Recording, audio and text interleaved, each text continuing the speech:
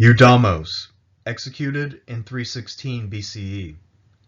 Principally known for fighting alongside of Eumenes during the Second War of the Successors, Eudamos had a fascinating and tumultuous career of his own long before he joined forces with the famous Greek. Although he had fewer opportunities to shine than his more nobly born and better appointed contemporaries, Eudamos was able to prove himself to be one of the most ruthless successors of them all. Prior to his return march through the Gedrosian desert, Alexander appointed a satrap in India named Philip. Eudamos was left behind with Philip in command of a group of Thracian mercenaries. Trouble arose as soon as Alexander's columns stirred up the desert dust. The satrapy had been left short-handed militarily, and this presented a problem since the area, while devastated by Alexander, was quite bitter toward the Macedonians, and far from fully pacified. A few months later, there was a mutiny in Taxila, during the course of which Philip died. Eudamus's role in this mutiny is unknown, but it is not impossible that he engineered the mutiny himself. In any event, he was able to seize upon the power vacuum and claim the role of satrap for himself.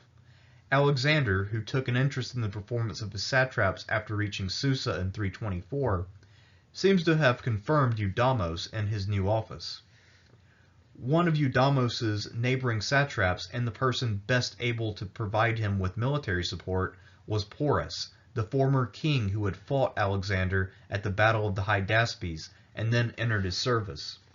Porus comes across in all of our sources as a wise ruler, a courageous warrior, and an honorable man who thoroughly impressed Alexander, who not only restored Porus to power, but even extended his territory eastward to the river Hyphasis. It is quite possible that Porus sent aid that kept Eudamos afloat in the aid of local challenges during the challenging early years of his satrapy. In 323, both men were reconfirmed in their positions by Perdiccas, and in 321, they were once again recommissioned by Antipater. At some point between 321 and 318 BCE, events in Eudamos's India spiraled out of control. Neither the precise nor relative sequence of events is clear, so we will have to employ a fair amount of guesswork if we wish to form a coherent picture of events. By this time, Chandragupta Maurya had established his power in the region of the Ganges and was expanding west to the Indus, i.e. at the expense of the Macedonian satraps like Eudamos, who were in command of the region that corresponds with modern Pakistan. By 318, Eudamos had been forced from his satrapy by Chandragupta. At some point during this 3-year period, Eudamos betrayed Porus, stole 120 war elephants, and marched west to seek his fortune elsewhere in the Macedonian world. It would be nice to know if Eudamos betrayed Porus and this gave rise to local unrest and thus provided Chandragupta with a pretext to invade, or if the two satraps found themselves losing the war and Eudamos decided to cut and run, but made sure to bring some war elephants with him, an asset that he could only acquire through murderous means. In general, most modern scholars have interpreted Eudamos along these lines. However, it is also possible that Porus decided to revolt and revitalize his old kingdom, which led Eudamos to challenge and defeat him. When Chandragupta struck, Eudamos was no match for him, and the two men reached an agreement whereby, in exchange for war elephants, Eudamos ceded the territory and traveled west. This scenario has the benefit of being in line with Chandragupta's dealings with Seleucus, when he agreed to give Seleucus 500 elephants in exchange for formally ceding the lands that he had acquired earlier from Eudamos. Of course, this is simply me speculating, and I have no evidence to back this up, but even the evidence that we do have is so minimal that I don't really feel that it is inappropriate to engage in speculation. At any rate, it is not clear precisely what happened, and while Diodorus Siculus is clear that Eudamos won over Porus's territory through treachery, we should keep in mind that both contemporary and later Greek historians were rarely interested in understanding events in the eastern satrapies beyond the most cursory level. In 318, Eudamos marched west, and he arrived in time to get involved in the conflict between Pithon and the other satraps of the East. Pithon, the satrap of Media, was trying to use his commission as the senior satrap in the East to expand his control over his colleagues.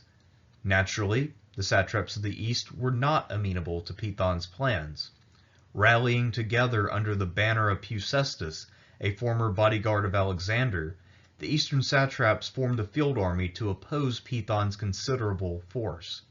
If Eudamos arrived by 318, as I think he must have, then the odds are high that he participated in the battle and that his 120 war elephants gave the Eastern Alliance army a vital edge in the battle.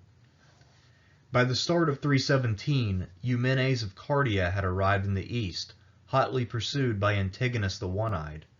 The arrival of these two men turned a local contest of satraps into a second theater for the Second War of the Successors. When Eumenes joined forces with the satraps of the east, there was a constant jockeying for supreme command, as Eumenes was a Greek and Macedonians in general bristled at the idea of following the commands of a Greek, even one as talented and accomplished as Eumenes. The two biggest players in the leadership struggle were Eumenes and Successors, who, in addition to his bodyguard status, also controlled the wealthiest and most populous province among the assembled allies. Eudamos seems to have been the next most influential man in the camp, just judging from the number of times that his name is mentioned in the sources. By and large, Eudamos seems to have worked closely with Successors until about the time of Gabien. Of course, we have to bear in mind that our sources were focused on the conflict between Eumenes and his Macedonian colleagues, and may have glossed over the differences of opinion and interest among the Macedonians themselves in the process. If you'll recall, Plutarch is a Greek, and for him, Eumenes is inspiring precisely because he's a Greek who was able to succeed in the Macedonian world. In Plutarch's time, it was inspiring for him if Greeks were able to do something similar in the Roman world. At any rate, let's get back to the main narrative. During the initial debate over who would be the supreme commander, the assembled commanders agreed that each leader would pay his own men to avoid influence peddling from one satrap with the troops of an ally. Eumenes, however, violated this agreement by secretly paying Eudamos 200 talents.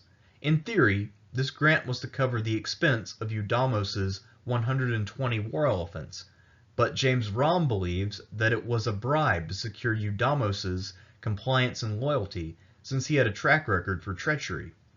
Given how devious all of the successors were, including Eumenes, I think that it is more likely that Eumenes recognized Eudamos as something of an X factor in the scramble for determining who the supreme commander was going to be.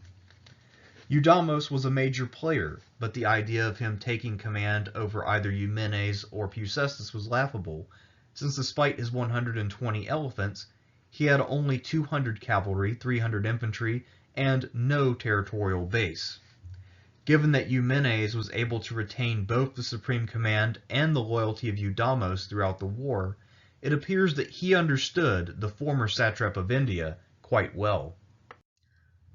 During the war against Antigonus, the eastern forces had two major advantages. First, the 3,000 men of the Silver Shields were an unstoppable infantry force that Antigonus never figured out how to counter. Second, thanks to Eudamos's contribution, the eastern forces had an advantage of 120 to 65 in war elephants. Unfortunately for Eudamos, his command of this force did not lead to any kind of battlefield glory. At the Battle of Paraitacene in 317, Pithon struck prematurely, which enabled Eumenes to pounce and put Antigonus's left and center to flight. However, the advance of Eumenes' center left Eudamos on the left wing exposed to Antigonus's right, which was the One-Eyed General's loaded strike force. With Eudamos on the verge of breaking, Eumenes was forced to order his center to fall back to save his beleaguered elephant general. Both forces fell back, and what was close to being a decisive, smashing win for Eumenes was reduced to a tactical victory. one has to imagine that Eudamos' stock with his fellow generals declined after Paraitacene. It is unclear how many men Eudamos lost, but he still had a significant elephant force in early 316 at Gabiene. At Gabiene, Eumenes' infantry smashed Antigonus' infantry in the center, but all of the allied cavalry and elephants were routed. Unlike Successors, who drew his command away from the field in an act of betrayal after being driven back early, it appears that Eudamos tried his hardest but simply failed. When Eudamos and the Silver Shields handed over Eumenes and left Antigonus victorious, Eudamos was among those singled out for punishment. Since he had not been in league with Antigonus, nor helped him in any way, Eudamos was sentenced to death along with Eumenes, Antigenes, and the otherwise unknown Calbanus. Eudamos' career was surprisingly complex and significant. On the one hand, he was the last man who was appointed by Alexander himself to exercise power in India.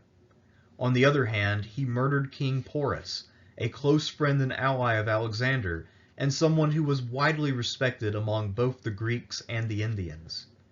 He played a key role in preventing the rise to power of Python, and then helped to maintain the balance of power in the allied army that kept Eumenes in supreme command. However, while Eudamos' initial appointment in the east was a strictly military one, we have no evidence that he had any military talent whatsoever. His only known victory was over Porus, and that was through betrayal. Eudamos was driven out of India by Chandragupta, and then led a losing contingent at both Paraitacene and Gabiene. While it is perfectly clear why Antigonus chose to execute Eumenes and Antigenes, it would potentially be quite enlightening to learn why he chose to eliminate Eudamos.